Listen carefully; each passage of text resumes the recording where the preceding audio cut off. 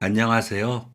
저는 고등학생 딸과 남편, 그리고 시어머니와 함께 살고 있는 50대 주부입니다. 요즘 저는 시어머니와 가장 많은 시간을 보내고 있어요.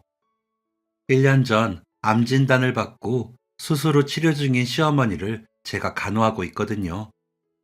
수술 후 몸이 약해진 시어머니는 병원에 자주 입원을 하셨어요. 최근에도 감기가 심해져 입원을 하셔서 요즘엔 병원과 집을 오가며 지내고 있습니다. 병원에서의 시간은 다른 곳보다 느리게 흘러가는 것 같아요. 병원에서는 별로 할 것이 없기 때문에 시어머니가 곤히 낮잠을 주무실 때면 저는 다른 분들의 사연을 들으면서 세상에 얼마나 많은 기적이 있는지 깨닫곤 합니다. 저도 오늘은 저에게 가장 소중한 두 사람, 저희 엄마와 시어머니가 남몰래 간직해온 비밀, 저에게는 그 무엇보다 특별한 이야기에 대해 들려드리고 싶어서 사연을 보냅니다. 저는 어렸을 때부터 엄마와 둘이 살았어요. 기억이 잘 나진 않지만 제가 5살 때 아빠가 돌아가셨거든요. 아빠는 사진으로만 보았기 때문에 저에게는 낯선 존재예요. 결혼 후 5년 만에 저를 낳았던 엄마는 아빠가 돌아가시고 난 뒤에는 홀로 어린 딸을 키워야 했습니다. 아빠가 살아계실 때만 해도 엄마는 밖에서 일을 해본 적이 없었대요. 그런데 갑작스럽게 가장이 된 거죠. 아무런 준비 없이 세상에 나갔던 엄마는 뭐든 해야 했어요. 특별한 재주가 없었기에 마땅히 할 일을 찾진 못했지만 저를 생각해서라도 뻔뻔해져야 했습니다. 그래서 엄마는 무작정 시장으로 나갔어요. 그동안 주부로 지내면서 음식에는 자신이 있었던 엄마는 반찬을 만들어 팔기 시작했습니다. 처음엔 점포도 없이 하루에도 몇 번씩 자리를 옮겨가며 온갖 눈치를 보면서 장사를 했어요. 하지만 시장 상인들의 눈초리에도 엄마는 굴하지 않고 열심히 반찬을 팔았습니다. 하루 이틀, 일주일, 한 달, 어린 저를 데리고 나와 하루도 빠지지 않고 장사를 하는 엄마의 사연을 알게 된 한 상인분이 우리 모녀를 딱하게 여겨 본인 가게 한쪽에 작은 공간을 내어주셨고, 그때부터 엄마는 한 곳에서 반찬을 팔 수 있게 되었습니다. 갑작스럽게 비바람이 불어 마땅히 피할 곳도 없이 건물 한쪽에 쪼그리고 앉아 오는 저를 달래며 비가 그치기를 기다렸던 날들을 생각하면 그 배려가 얼마나 감사했는지 몰라요. 엄마의 반찬은 손님들에게 꽤 인기가 좋았습니다. 일주일에 몇 번씩 찾는 손님이 있을 정도로 조금씩 단골도 늘어나게 되었어요. 단 하루도 빠지지 않고 열심히 살았던 덕분에 제가 중학생이 되었을 때 엄마는 비록 규모는 작지만 시장 안에 엄마의 반찬 가게를 차릴 수 있게 되었습니다. 길거리를 전전하며 반찬 하나 겨우 팔며 지냈던 게 바로 엊그제 같은데 어엿한 반찬 가게 사장님이 된 엄마가 무척 자랑스러웠어요. 아무것도 몰랐던 제가 봐도 우리 엄마는 세상에서 제일 성실하고 제일 열심히 사는 사람이었거든요. 그래서 그랬을까요? 원래도 무뚝뚝한 성격이었던 엄마는 장사를 하면서 더 거칠고 억척스러워졌어요. 지금 생각해보면 여자 혼자의 몸으로 자식 키우랴, 장사하랴, 당연한 일인 것 같지만 당시에는 그런 엄마가 무섭기도 했습니다. 가끔 친구들 집에 놀러 갔을 때 다정하고 친절한 친구 엄마의 모습을 보면서 부러운 날도 많았지만 엄마가 저를 위해 매일 고생하고 있다는 생각은 늘 잊지 않으려고 노력했어요. 엄마에게 감사하는 마음과 엄마에 대한 존경심은 늘 제 마음 깊은 곳에 자리했습니다. 바빠서 저에게 큰 관심이 없던 엄마였지만 공부하라는 말은 항상 달고 살았어요. 나중에 자신처럼 시장에서 반찬이나 팔면서 고생하면서 살고 싶지 않으면 공부밖에는 답이 없다고 하셨죠. 자신의 삶을 고생이라 칭하는 엄마의 모습을 볼 때면 슬픈 기분이 들었지만 엄마가 왜 그런 말을 하는지 너무 잘 알고 있었어요. 매일 밤 엄마의 어깨와 허리에 파스를 붙일 때면 엄마는 늘 똑같은 이야기를 하셨습니다. 미연아, 엄마처럼 살고 싶지 않으면 공부해. 공부해서 좋은 대학에 가고 대기업에 취직해서 번듯하게 살아. 그게 최고야. 엄마가 뭐 어때서 엄마 아니면 내가 어떻게 먹고 입고 하는데 엄마는 할 줄 아는 게 없으니까 이렇게 살지만 너는 그러면 안 돼. 정장 멋있게 차려입고 큰 빌딩으로 출퇴근하면서 남들 부러움받으면서 그렇게 살아. 그런 삶이 좋은 삶이야? 적어도 몸은 상하지 않겠지. 다른 사람들이 무시하지는 않겠지. 비록 나는 시장에서 장사를 하지만 내 딸은 그렇게 살면 안 돼. 절대로. 공부 열심히 해서 좋은 대학에 가고 대기업에 취직하고 이게 엄마가 저에게 바라는 미래였어요. 엄마는 다른 것 다 필요 없다고. 제가 계절 상관없이 안전하고 편안한 실내에서 컴퓨터 두드리며 살았으면 좋겠다고. 저를 처음 보는 사람들이 저를 존중했으면 좋겠다면서 저에게 아무 걱정 말고 공부만 열심히 하라고 하셨어요. 저도 자라면서 제 미래에 대해 많은 고민을 했습니다. 예체능에는 별다른 재주도 관심도 없었기에 결국 제가 할 수 있는 건 공부밖에 없었어요. 엄마 말대로 일단 좋은 대학을 가야 그 다음 미래를 생각할 수 있을 것 같았어요. 그래서 정말 열심히 공부했습니다. 타고나길 좋은 머리를 가졌다면 쉬웠겠지만 저는 온전히 노력파였어요. 친구들보다 한두 시간씩 잠을 줄여가며 부족한 실력을 채우려고 애썼어요. 아무리 해도 이해가 안 되는 날은 눈앞의 책이 꼴도 보기 싫을 정도로 괴로웠지만 저를 위해 시장에서 고생하고 있을 엄마를 생각하며 다시 처음부터 시작했습니다. 이런 노력이 쌓이고 쌓여 저는 엄마가 입이 닳도록 말씀하셨던 서울에 있는 이름 있는 대학에 합격하게 되었고 졸업한 후에는 비록 대기업은 아니었지만 나름대로 업계에서 인정받는 광고 회사에 취업을 할 수 있게 되었습니다. 처음 경험하는 회사 생활은 낯설기도 했지만 재밌었어요. 이제 갓 입사한 신입이 뭘 얼마나 제대로 된 일을 하겠냐마는 열심히 고민해서 제 손으로 뭔가를 만들어내는 것은 꽤 보람 있었어요. 그렇게 한 달 동안 열심히 일해서 월급을 받으면 그게 그렇게 뿌듯할 수가 없었습니다. 첫 월급을 받았을 때는 엄마에게 내복을 선물했어요. 그때도 엄마는 고맙다 한마디를 하시고는 이제 월급은 모조리 은행에 모아두라며 새로운 잔소리를 시작하셨습니다. 동기들 부모님은 자식의 첫 월급 선물에 눈물을 흘리기도 하셨다는데 무뚝뚝한 우리 엄마는 고맙다. 그런데 이제 이런 거 필요 없다. 한마디뿐이었어요. 그 말을 들었을 때는 참 섭섭했는데 엄마가 겨울 내내 제가 사준 내복을 입고 다닌다는 걸 알게 된 후로 엄마가 겉으로는 무섭지만 마음으로는 그렇지 않다는 걸 다시 한번 깨달았죠. 그 뒤로도 월급날이 되면 저는 엄마에게 장갑이나 목도리처럼 소소한 선물을 했어요. 엄마 말로는 치우라며 됐다고 하셨지만 늘 소중히 간직해 주셨어요.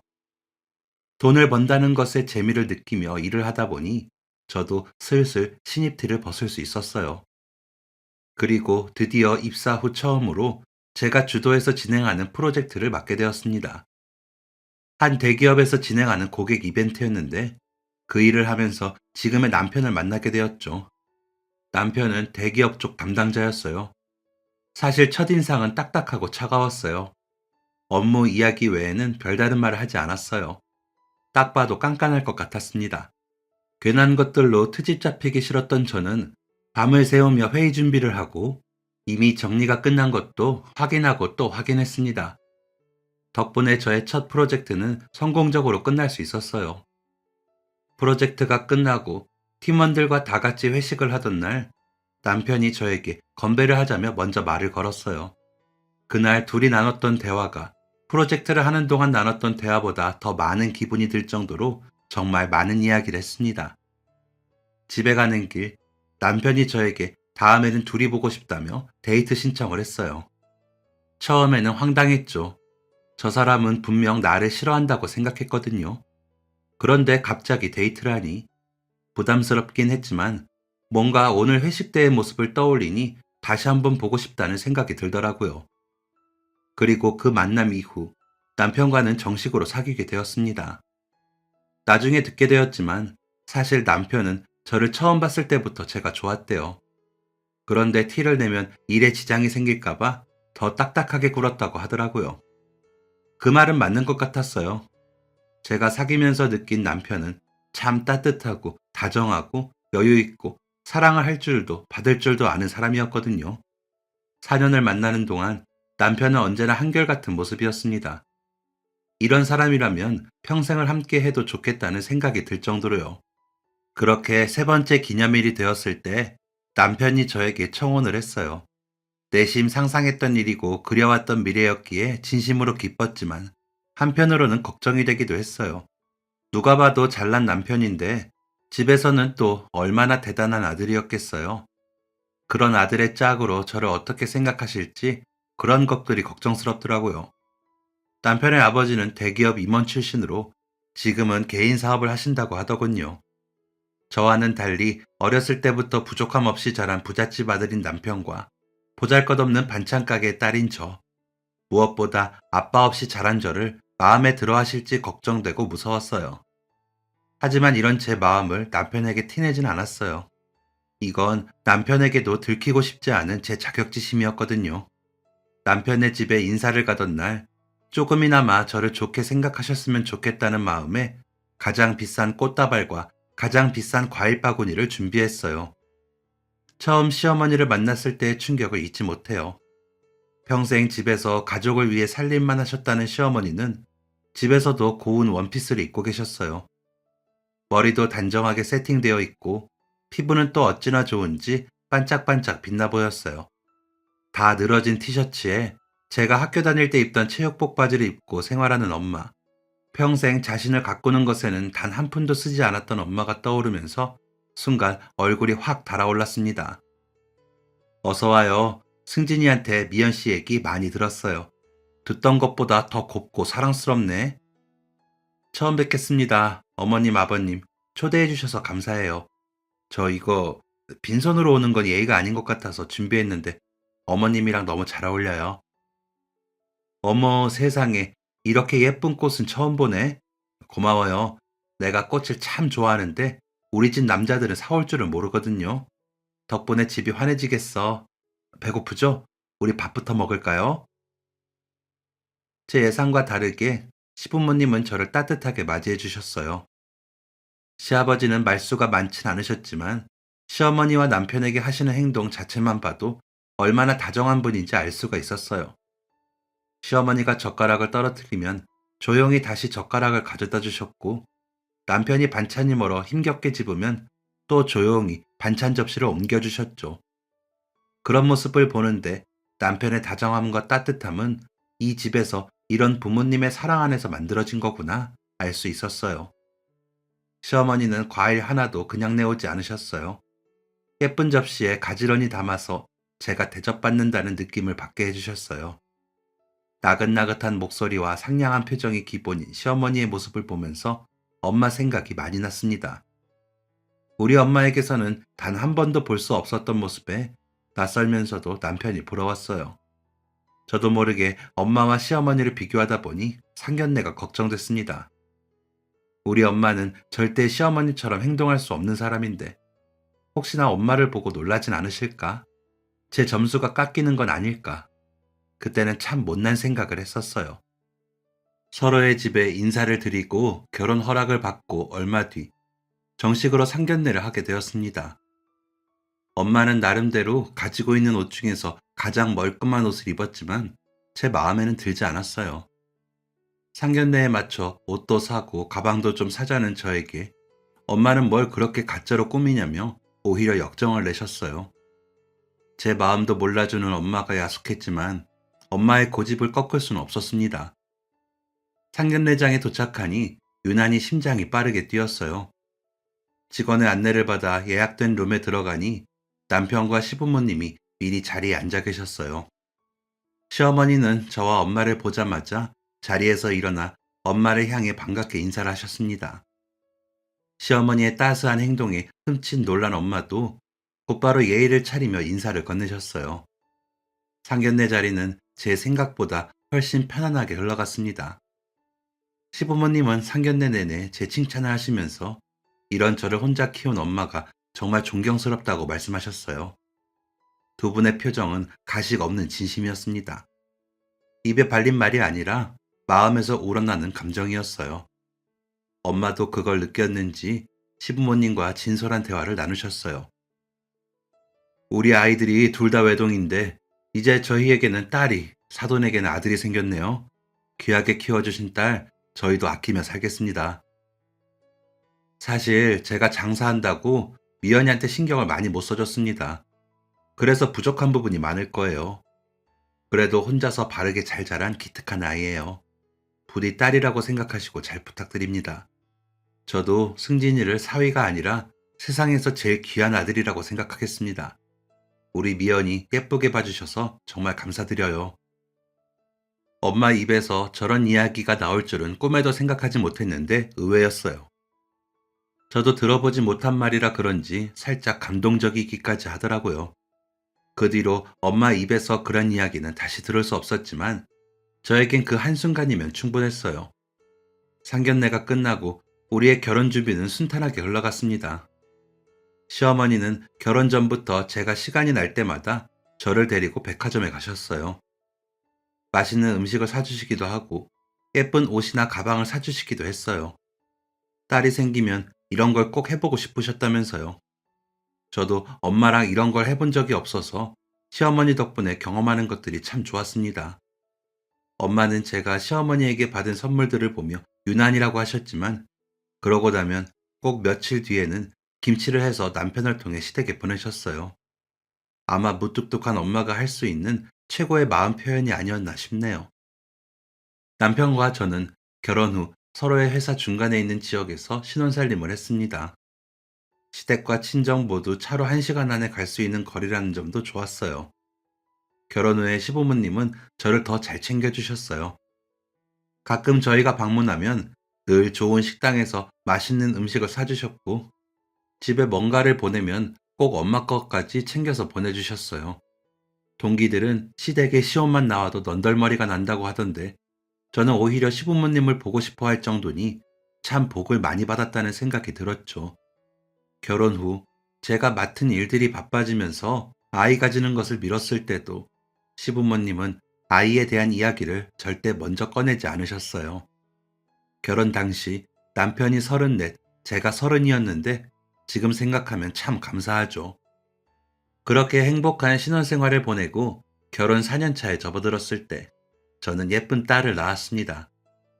출산 후 조리원에서 나왔을 때도 바빠서 자주 오지 못하는 엄마를 대신해 시어머니가 참 많은 도움을 주셨어요. 덕분에 많이 배우면서 육아에 익숙해질 수 있었습니다. 육아 휴가가 끝나갈 무렵에는 이런저런 고민이 깊어졌어요. 너무 어린 아이를 두고 회사에 나갈 생각을 하니 일이 손에 잡히지 않을 것 같았어요. 그렇다고 일을 그만두자니 그동안 쌓은 커리어가 아까웠고요. 그런데 곰곰이 생각해보니 아깝긴 하지만 아쉽진 않더라고요.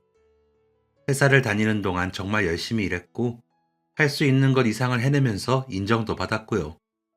그렇다면 이제 잠시 쉬어도 되지 않을까? 그런 생각이 들더라고요. 제가 어렸을 때 장사하는 엄마를 기다리며 집에서 혼자 지냈던 시간을 떠올리니 우리 딸은 그런 헛헛함과 외로움을 느끼게 하고 싶지 않았어요. 그래서 남편과 상의한 끝에 아이가 초등학생이 될 때까지만 일을 쉬기로 결정하고 퇴사를 하게 되었습니다. 나중에 할 일 없으면 엄마랑 같이 반찬을 팔아도 나쁘지 않겠다는 생각이 들 정도로 딸이 제 인생에 차지하는 비중이 너무 컸어요. 제 손으로 딸을 키우면서 하루하루 자라는 딸의 모습을 단 하나도 놓치지 않고 볼 수 있다는 것은 무척이나 가슴 벅차고 참 감사한 일이었습니다. 그렇게 지낸 지 벌써 5년.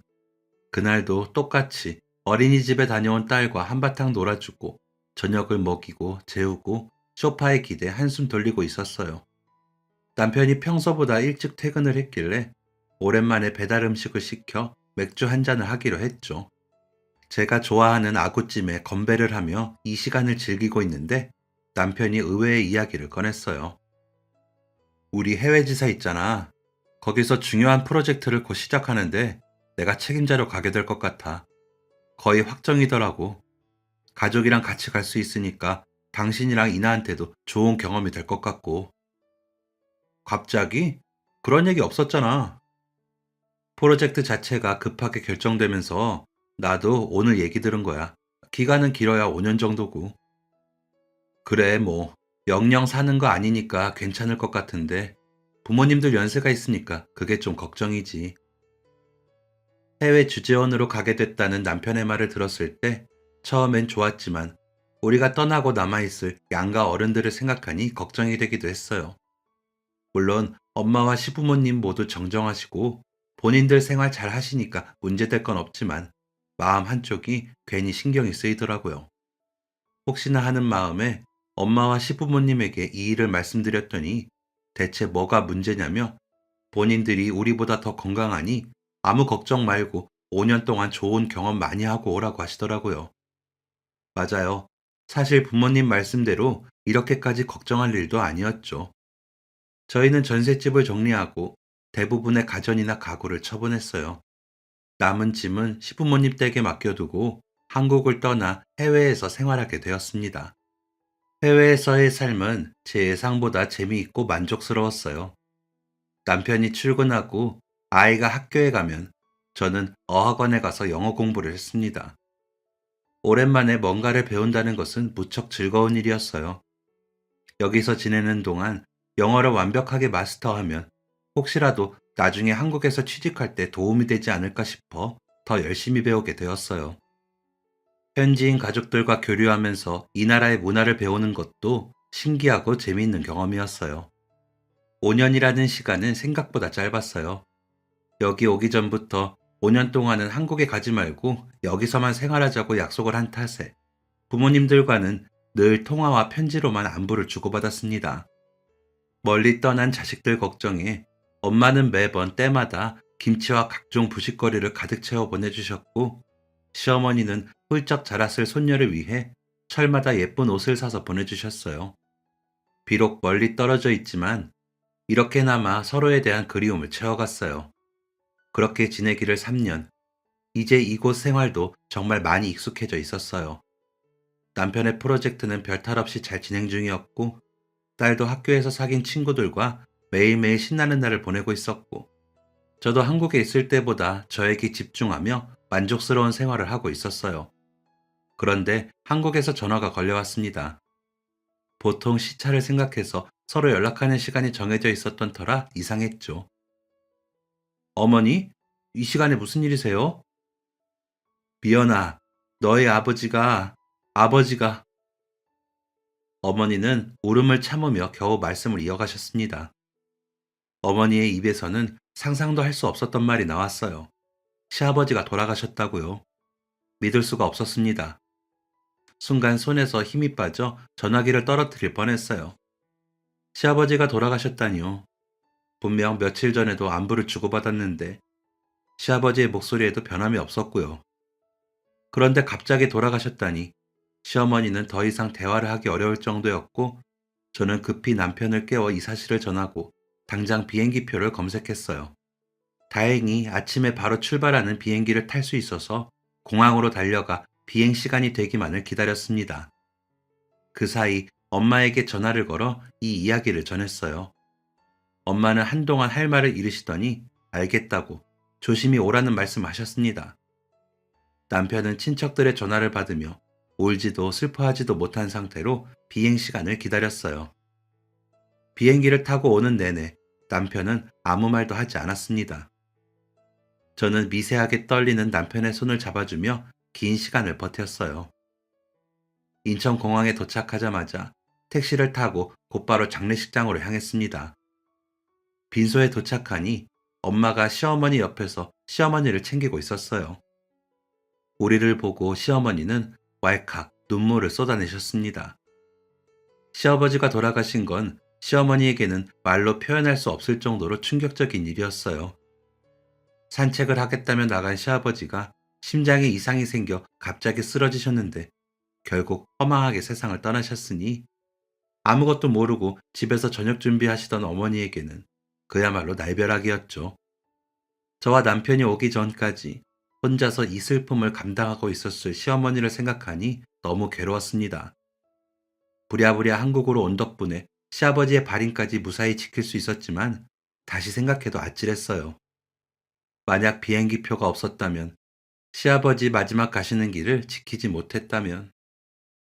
조문객을 맞이하고 이것저것 정리하느라 정신이 없었던 남편은 시아버지가 뜨거운 가마에 들어가고 나서야 참았던 울음을 쏟아냈습니다. 어찌나 서럽게 울던지 그 울음소리만 들어도 눈물이 가득 차오를 정도였어요. 시아버지를 납골당에 모시고 집에 돌아와 보니 그날 시어머니가 얼마나 다급했을지 한눈에 그려졌습니다. 바닥에 아무렇게나 떨어져 있는 국자와 꺼내놓고 미처 넣지 못해 다 상해버린 반찬들. 남편이 시어머니를 챙기는 동안 저는 그날의 흔적을 하나씩 치웠어요. 시아버지가 세상을 떠났다는 사실이 아직도 믿기지 않는데, 아직 그 슬픔을 감당하기에는 자신이 없는데, 그럼에도 세상은 아무 일 없이 흘러갔습니다. 남편은 중요한 미팅을 앞두고 있어서 서둘러 떠나야 했어요. 괴로워하는 남편에게 여기는 걱정 말라고, 제가 어머니 곁에 있을 테니 걱정 말라는 말로 안심을 시켰습니다. 남편이 떠나고 시어머니는 시아버지의 유품을 정리하며 종일 눈물을 흘리셨어요. 왜 이렇게 눈물은 마르지도 않는지, 한없이 눈물을 흘리는 시어머니 때문에 저도 자꾸만 눈물이 나서 참느라 무척 애를 썼습니다. 며칠 뒤 시어머니는 저에게 그만 남편에게 가라고 말씀하셨어요. 어머니, 아범은 알아서 잘 지내니까 걱정하지 마세요. 저 그냥 아범 해외 발령 끝날 때까지 여기서 어머니랑 있을게요. 그게 무슨 말도 안 되는 소리야. 나 이제 괜찮아졌으니까 얼른 가서 아범이나 잘 챙겨주렴. 아범도 지금 혼자 얼마나 슬프겠니? 너희가 가서 잘 위로해줘. 어머니 혼자 두고 가면 아범이 마음이 편하겠어요? 글쎄, 걱정 안 해도 된대도 그러네. 너무 갑작이라. 그래서 허망했던 것뿐이지. 사람으로 태어났으면 다 겪는 일이잖니. 나 정말 괜찮으니까 아범 잘 좀 챙겨줘. 이나는 학교도 가야 되는데 더 시간 끌 것 없어. 나 정말 괜찮아. 그 후로도 몇 번 더 설득했지만 시어머니는 무척 단호하셨어요. 엄마에게 말씀드려봤더니 시간이 약이라고, 시어머니가 하라는 대로 하라고 하시더라고요. 시아버지의 49제는 지내고 싶었는데 결국 시어머니의 재촉에 일주일 만에 저는 다시 남편에게로 향했습니다. 그 후로 시어머니와 매일 통화를 하면서 지냈어요. 시어머니는 전화를 걸 때마다 늘 괜찮다는 말씀을 하셨습니다. 사실 그 말을 믿고 싶었어요. 시어머니를 두고 온 게 늘 마음에 걸렸거든요. 그런데 시간이 지나면서 실제로도 시어머니의 목소리가 점점 밝아지는 것 같아서 다행이었죠. 엄마 말대로 시간이 약이라더니 정말 그 말이 맞는가 싶었어요. 그러는 동안 남편의 해외 발령 기간은 끝났고 우리는 이곳 생활을 정리하고 다시 그리운 한국으로 돌아왔습니다. 한국에 다시 돌아오면서 우리는 자연스럽게 시어머니와 합가를 하게 되었어요. 한국을 떠나기 전 정리했던 짐 대부분이 시댁에 있었고, 넓은 집에서 혼자 지내시는 것보다 자식들이랑 같이 사는 게 낫지 않을까 싶었거든요. 합가 후 얼마간의 적응 기간을 보내고 저는 집 근처 학원에서 초등학생과 중학생을 대상으로 영어를 가르치게 되었어요. 시어머니는 저의 취직을 응원해 주셨습니다. 늦게까지 일하는 저를 대신해서 아이를 챙겨주셔서 덕분에 마음 놓고 일에 집중할 수 있었어요. 그렇게 시어머니와 함께 지낸 7년이라는 세월이 흘렀어요. 엄마와 시어머니의 연세도 70을 훌쩍 넘길 정도로 시간이 빠르게 지났습니다. 아이가 자라고 내가 나이를 먹는 만큼 부모님이 늙는 것도 당연한 일인데 어쩐지 이것만큼은 익숙해지질 않더라고요. 언제나 그 자리에 있을 것만 같은 사람들인데 시아버지처럼 갑자기 떠날 수 있다는 생각을 하면 마음이 늘 편치 않았어요. 엄마는 여전히 반찬 가게를 운영하셨어요.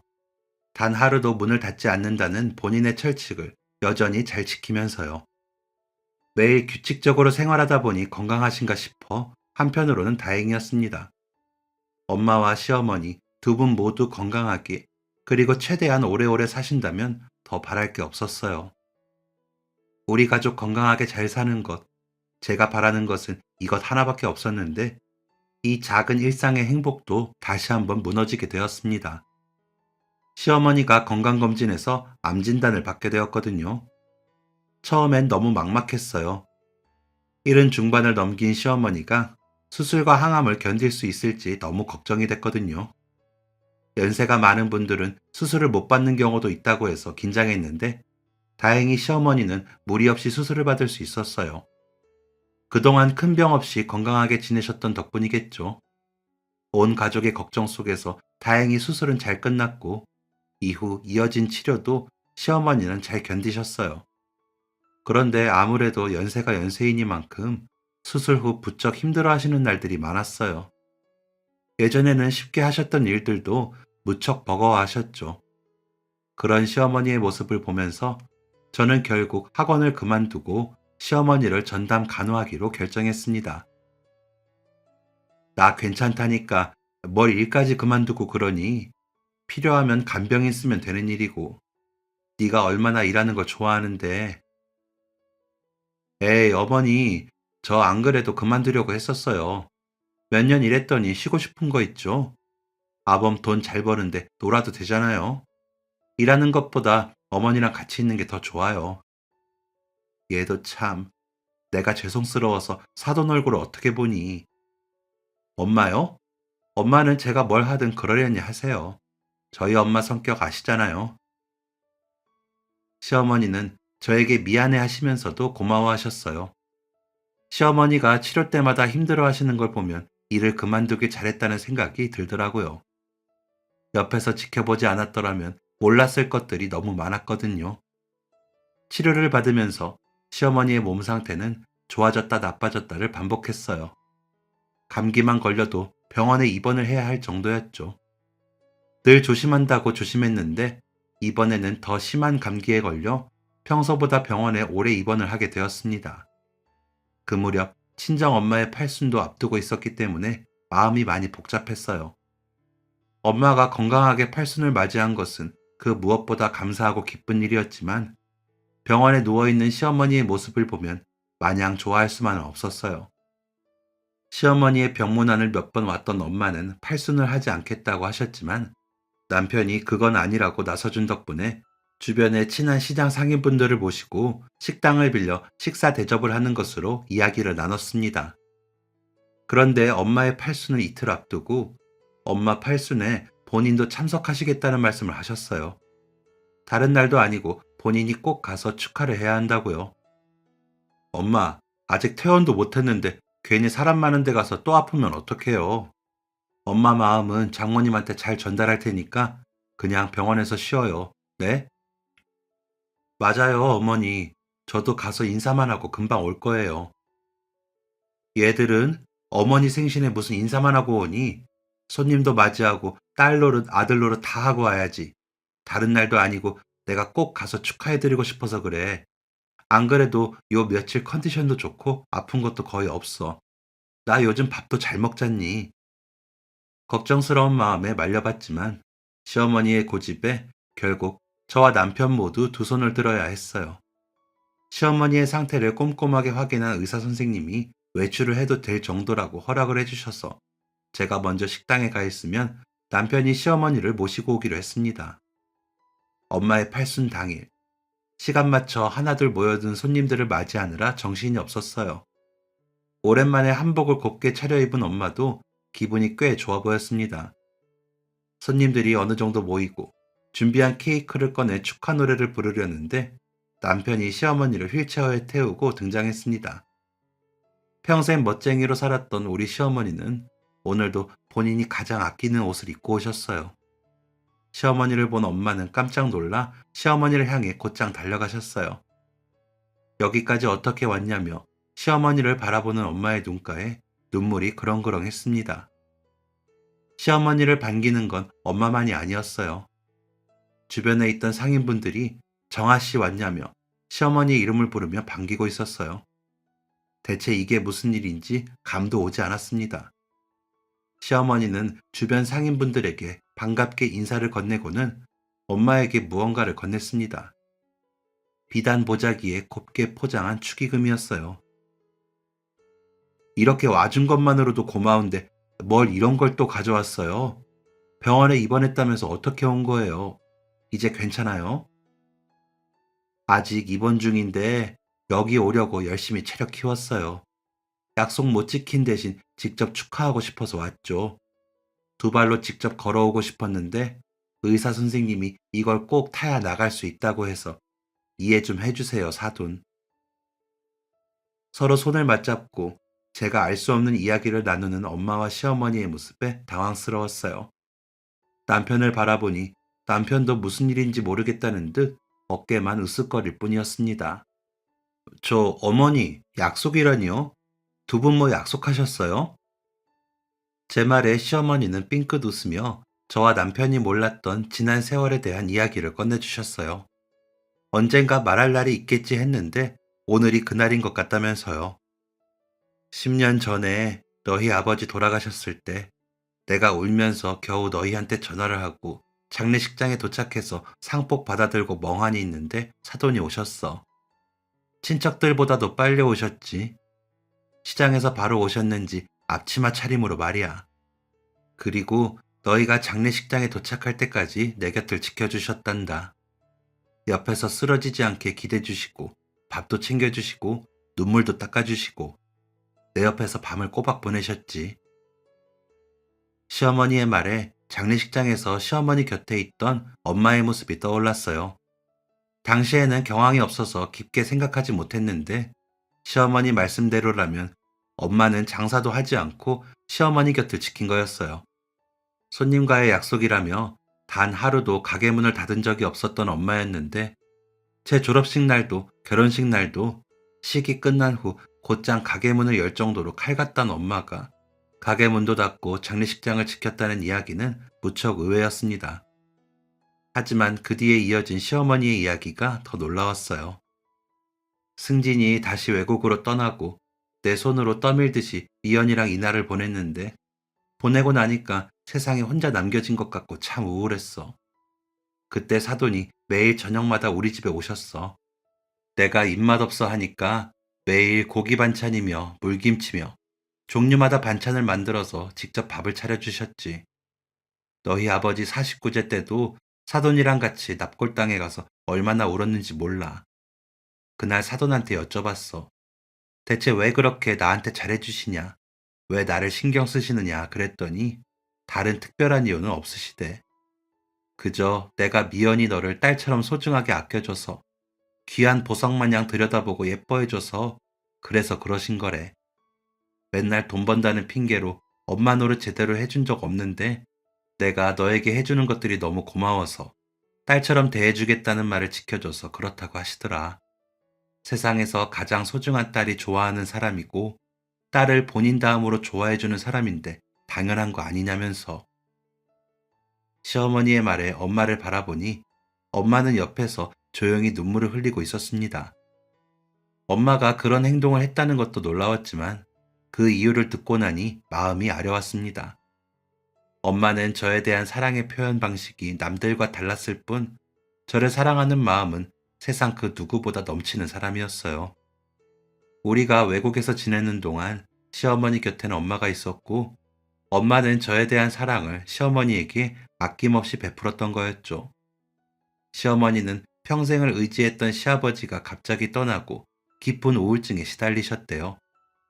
그걸 엄마가 알아채고 시어머니가 병원에서 상담을 받을 수 있게 도와주셨고 덕분에 시어머니는 우울증을 극복할 수 있었다고요. 그때 병원에 가서 상담 치료를 받지 않았더라면 너희 아버지 따라갔을지도 모르겠구나. 아버지가 떠나니까 내 신세가 참 처량했어. 평생 집에서 남편만 바라보고 살림만 하던 사람인데 이제 남편이 없으니 남은 아들만 의지하면서 살겠구나 싶으면서 내 스스로가 못마땅했어. 그런데 사돈네 반찬 가게에 나가서 낮에 1시간이고 2시간이고 아르바이트를 하면서 지내다 보니까 그게 그렇게 좋더라. 같이 나물도 다듬고 배추도 절이면서 손님들한테 반찬도 팔다 보니까 나도 모르게 자신감이 막 생기더라고. 아니, 엄마도 참 이런 얘기를 왜 안 해줬어? 귀띔이라도 해주지. 사돈에게 뭐라고 하지 마라. 나 때문에 말씀 안 하신 거니까. 내가 한참 우울증이 심했을 때 사돈이 너희에게 연락을 하려고 하시더라고. 내가 절대 하지 말아달라고 말씀드렸어. 너희 성격에 이거 알면 일이고 뭐고 한국 올 게 뻔한데 그거야말로 자식 앞길 망치는 것 같았거든. 이런 내 마음을 알고 그냥 묵묵히 기다려주신 거야. 그때 나를 챙겨주신 게 너무 감사해서 우리 둘이 꼭 오래오래 살아서 사돈 팔순 때 같이 여행을 가려고 했는데 내가 아픈 바람에 그 약속을 못 지켜서 죄송스러울 따름이지. 죄송은 무슨, 죄송하면 얼른 나아요. 생선가게 박사장이 종교도 없으면서 맨날 기도하는 거 알아요? 맨날 보던 사람이 안 보이니까 다들 허전하다고 난리였어요. 맨날 보던 사람? 어머니, 혹시 계속 시장에 다니셨던 거예요? 대체 언제요? 너희들 일하러 가면 낮에 몰래 가서 사돈 가게에서 아르바이트하고 놀다가 왔지. 이나 학원 끝나기 전까지 시간은 충분했거든. 엄마와 시어머니가 10년 넘게 매일 만나고 있었다는 것도 놀라웠지만 이 사실을 저나 남편이나 몰랐다는 것이 충격이었어요. 나쁜 일도 아니고 왜 이런 걸 말씀도 안 해주시고. 처음에 비밀로 하다 보니 계속 그렇게 됐어. 사돈이 내 가게에 와서 아르바이트 한다는 걸 알면 네가 좀 불편했겠니? 우리는 좋은데 너희들은 그렇지 않을까 봐 그래서 그랬던 거니까 너무 섭섭해하지 마라. 그래, 사실 몰래 만나니까 더 재밌기도 했지. 맨날 가던 곳을 1년 넘게 못 가니까 내가 얼마나 우울했는지 몰라. 오늘도 여기 오려고 내가 정말 노력 많이 했어. 의사 선생님 얼굴 볼 때마다 쫄랐거든. 오늘 이렇게 나오니까 너무 행복해서 병이 다 나은 것 같네. 사돈, 우리 여행 가자는 약속은 못 지켰지만 팔순 정말 축하드려요. 앞으로도 이렇게 건강하게 아이들 옆에서, 제 옆에서 함께 해주세요. 당연한 얘기를. 잔뜩 야윈 모습으로 휠체어에 앉아있는 시어머니를 눈물이 범벅이 된 엄마가 끌어안는 모습을 보니 저도 모르게 참았던 눈물이 흘렀습니다. 주변 상인분들은 소리 죽여 훌쩍이며 몰래 눈물을 훔쳤어요. 시장 사람들 모두 우리 사돈 정아씨 다시 오는 날만 기다리고 있어요. 그러니까 얼른 건강해져서 우리한테 와요. 알겠죠? 엄마의 말에 시장 상인분들도 시어머니를 향해 한마디씩 던지셨어요. 시어머니는 자신을 향한 애정어린 따뜻한 말들에 천천히 고개를 끄덕이며 눈물을 흘리셨습니다. 엄마의 팔순잔치는 그야말로 기쁨과 위로가 섞인 눈물바다가 되었어요. 사돈, 치료 잘 받고 3년 뒤에 사돈이 팔순되면 우리 그때 같이 여행 가요. 나도 그때까지 건강 잘 챙기면서 지내고 있을 테니까 사돈도 잘 이겨낼 수 있죠? 그럼요, 꼭 그럴게요. 그때는 약속 잘 지킬게요. 두 분의 모습을 보는데 10년 전 시어머니의 괜찮다는 말을 정말 괜찮다는 말로 들렀던 제가 어리석다는 생각이 들었어요. 아무것도 모른 채 신경 쓰지 못했던 제 자신이 부끄럽고 죄송스러웠죠. 제가 모르는 시간 속에서 시어머니는 상상도 할 수 없는 괴로움과 싸워야 했습니다.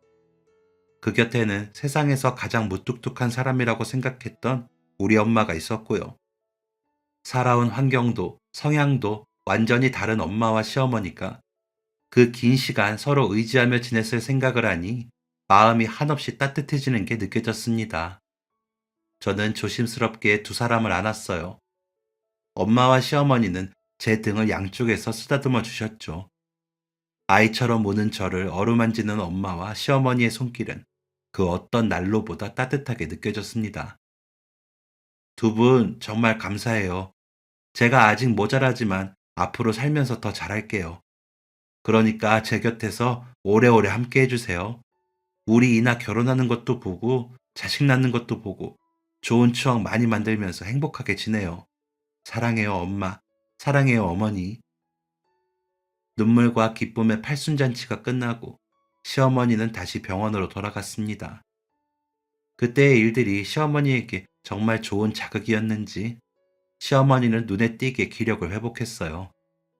의사 선생님도 주말을 보내고 다음 주에는 퇴원해도 좋을 것 같다는 말씀을 하셨어요. 새로운 목표가 생겨서 그런지 시어머니는 전보다 더 의욕적으로 보였습니다. 시어머니와 함께 병원 밥을 먹고 짧은 산책을 하고 돌아왔어요.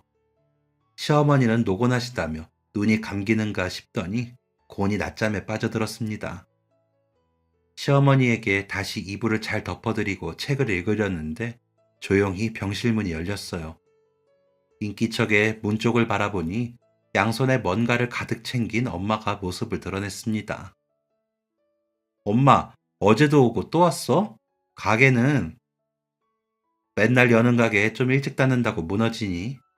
자, 받아. 이게 다 뭐야? 엄마가 챙겨온 것을 살펴보니 전복죽과 닭죽이었어요. 그리고 소고기로 만든 장조림도 들어있었습니다. 어제 시어머니가 병원밥이 맛없다고 있던 입맛도 사라진다고 했던 말을 듣고 엄마가 직접 준비하신 것 같았습니다. 너희 시어머니는 닭죽을 제일 좋아해. 다른 채소 넣을 것 없이 닭만 푹 고아서 만든 걸 제일 좋아하니까 너도 잘 기억하고 있어. 그리고 장조림은 최대한 짜지 않게. 다음에 와서 배우고. 엄마, 나 지금 시집살이 하는 것 같아. 태어나서 처음 경험해보는 기분이야. 엄마가 지금 우리 시어머니 엄마 같다는 생각이 드는데 이게 맞아? 장난치지 말고 냉장고에다 얼른 넣어놔. 와, 나한테는 이렇게 냉정하다고? 팔순잔치 이후 엄마와 시어머니는 자식들이 있건 말건 시도 때도 없이 서로 통화를 하셨어요. 힘없이 누워있던 시어머니도 엄마랑 전화를 할 때면 여고생처럼 시간 가는 줄 모르고 깔깔거리며 웃곤 하셨습니다. 그 모습을 볼 때마다 제가 몰랐던 두 분의 연대가 느껴지면서 마음이 참 따뜻해졌어요. 엄마와 잠시 이런저런 이야기를 나누고 있는데 시어머니가 낮잠에서 깨셨어요. 비몽사몽 중에도 엄마가 왔다는 걸 알고 시어머니는 아이처럼 좋아하셨습니다. 저녁 시간이 되어 저는 엄마가 보온통에 따로 챙겨온 죽을 그릇에 덜었어요. 보온통에 넣어둔 덕분에 아직도 온기가 뜨끈뜨끈한 것이 시어머니가 드시기에 딱 좋은 상태였어요. 시어머니는 엄마가 만들어 온 죽을 한 그릇 가득 드시고는 만족스럽게 배를 두드리셨어요. 그런 모습을 보며 엄마는 만들어 오길 잘했다고 뿌듯한 미소를 지어 보이셨습니다. 그 장면을 가만히 바라보는데 우리 엄마랑 시어머니의 미소가 참 많이 닮았다는 생각이 들었어요. 그리고 두 분의 미소를 앞으로도 오래 보고 싶다는 생각이 간절해집니다. 어렸을 때는 미처 몰랐는데 제가 부모가 되고 나이를 먹고 우리 부모님이 늙어가는 순간을 경험하면서 언제부턴가 보이는 것들이 있어요. 여러 일들을 겪으면서 사실 제 마음속에 불안감이 많았습니다. 당장 내일 내가 겪고 싶지 않은 일을 겪을 수도 있다는 생각만 하면 늘 마음이 답답하고 괴롭고 슬펐어요. 하지만 이제는 생각을 조금 다르게 해보려고 합니다. 어떤 일이 다가와도 후회하지 않도록 한 번 지나면 다시는 돌아오지 않은 이 순간을 더 소중하게 보내보려고 해요. 그저 살아있으니 숨을 쉬는 것이 아니라 사랑하는 사람들과 숨결을 나누며 매 순간 마음을 전하면서 그렇게 살고 싶습니다. 지금 제 목표는 우리 시어머니가 하루빨리 건강을 되찾는 일이에요. 그래서 3년 뒤에 시어머니 팔순이 되면 그때 꼭 엄마와 시어머니의 여행에 따라가서 좋은 추억 만들어드리고 싶어요. 그러기 위해서는 제가 옆에서 시어머니를 더 잘 보살펴야겠죠. 여전히 시어머니가 병원에 입원을 하실 때면 제 마음이 쿵 하고 떨어지지만 이제는 이 모든 것을 우리의 행복한 여행을 위한 과정으로 생각하려고 합니다. 잘 견디고 버틴 만큼 그때의 기쁨이 더 커질 수 있도록요. 그때까지 저도 지치지 않고 더 열심히 노력하겠습니다. 3년 뒤에 다시 한번 애청자분들에게 좋은 소식 전해드릴 수 있도록 이 사연을 들으시는 분들 모두 우리 시어머니가 건강해질 수 있도록 꼭 응원해주세요. 감사합니다. 지금까지 사연 들어주셔서 감사합니다. 사연이 재밌으셨다면 구독과 좋아요를 눌러주세요. 감사합니다. 안녕히 계세요.